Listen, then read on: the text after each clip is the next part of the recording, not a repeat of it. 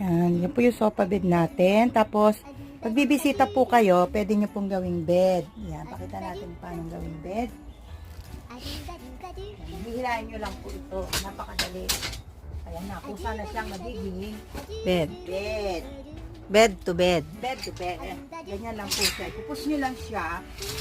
Tan! Uy, may bed na. Pwede na Tayo, ulit. higaan. Oh, ba't kasi no?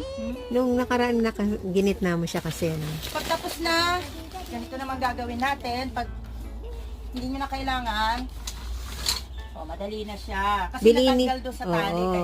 Kaya itatali nyo muna yan para madali. Ganyan na. Bilinin siya at bumalik sa normal. Tulak nyo na, hindi kayo na mahirapan. Bed na siya. Ay, sofa na siya. Yeah, diba? Tipid sa space. Mukha naman akong sa picture. Ito na po. Donya na siya. Di po ba?